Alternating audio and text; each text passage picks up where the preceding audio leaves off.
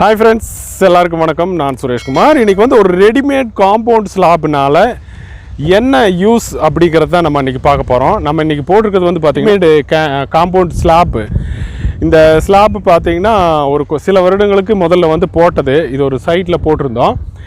இப்போ வந்து இந்த ஸ்லாப்பை வந்து எடுக்கணும் அப்படின்ட்டு இப்போ அந்த சைட்டில் வந்து பார்த்திங்கன்னா இருங்க, ஆப்போசிட்டில் காட்டுறேன் பாருங்கள்.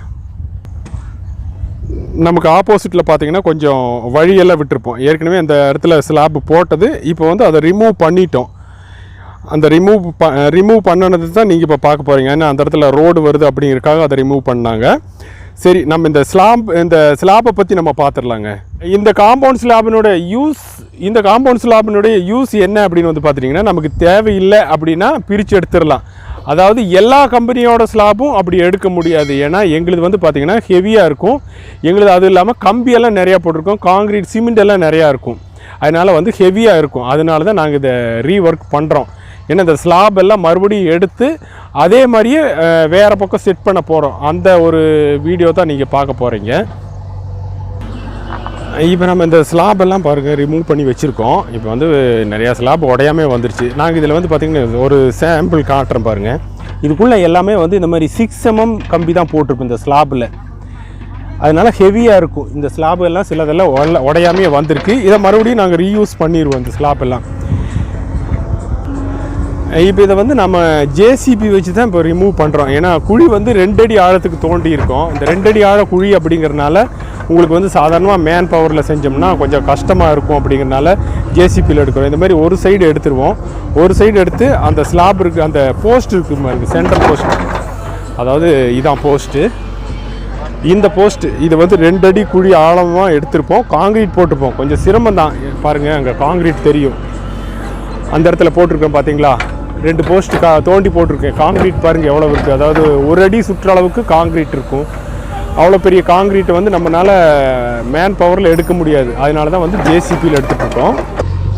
இப்போ வந்து இது வந்து ஒரு சைட்டுங்க. இந்த சைட்டுக்குள்ளே வந்து ரோடு புதுசாக போட்டிருக்காங்க. இந்த ரோடு போட்டனால இங்கே ஒரு கேப் ஓப்பன் பண்ண வேண்டியது இருக்குது. அதனால தான் இங்கே ஓப்பன் பண்ணிகிட்ருக்கோம்.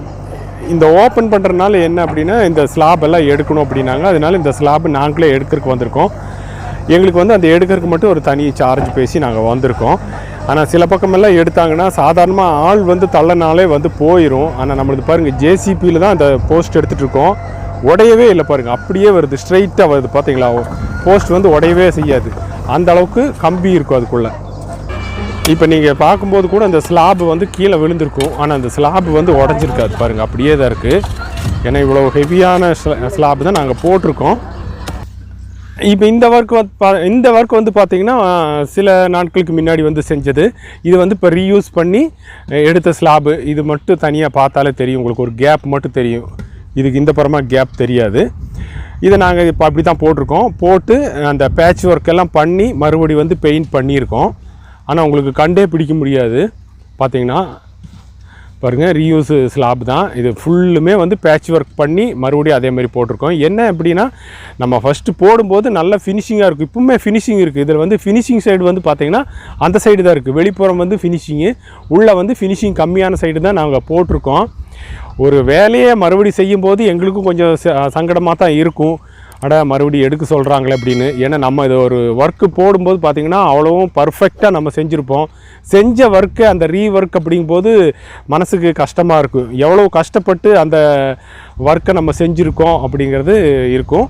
இருந்தாலும் சில தவிர்க்க முடியாத சில காரணங்களால் இவங்களும் வந்து இதை எடுக்கணும், இந்த இடத்துல புது ரோடு வருது அப்படிங்கிறதுனால இதை நம்ம போட்டிருக்கோம். ஃப்ரெண்ட்ஸ், இன்றைக்கி அப்போ நான் என்ன போட்டிருக்கேன் அப்படின்னா, உங்களுக்கு ஒரு ரெடிமேட் காம்பவுண்ட் வால் வந்து நீங்கள் நம்மக்கிட்ட போட்டிங்கன்னா நல்லா ஹெவியாக இருக்கும் அப்படிங்கிறதுக்காக தான் இன்றைக்கி நான் வீடியோ போட்டிருக்கேன். ஏன்னா நீங்கள் வந்து நம்ம ரீயூஸ் பண்ணலாமா அப்படிங்கிற ஒரு ஐடியாவில் வந்து நீங்கள் என்றைக்கும் இந்த மாதிரி போடாதீங்க. போடும்போதே வந்து நீங்கள் தெளிவாக செஞ்சுக்குங்க. நம்ம எப்படி போடுறோம் ஒரு ஐடியாவோட இந்த மாதிரி போட்டால் நமக்கு நாளைக்கு வந்து எடுக்க வேண்டியது இல்லை அப்படிங்கிற இதில் நீங்கள் போட்டுக்குங்க. ஏன்னா நம்ம வந்து தெளிவில்லாமல் மறுபடியும் அதை எடுத்து ரீயூஸாக பண்ணும்போது சிரமமாக இருக்கும். நம்மக்கிட்ட இந்த மாதிரி காம்பவுண்ட் ஸ்லாப் இருக்குது. உங்களுக்கு தேவை அப்படிங்கிறவங்க நம்ம ஏரியா வந்து பார்த்திங்கன்னா கோவை, திருப்பூர், பொள்ளாச்சி, உடுமலை, பழனி, இந்த ஏரியாவெல்லாம் வந்து அதுவும் ஹெவியாக இருக்கிற ஸ்லாப் வேணும் அப்படின்னா நீங்கள் வந்து நம்மளை காண்டாக்ட் பண்ணலாம்.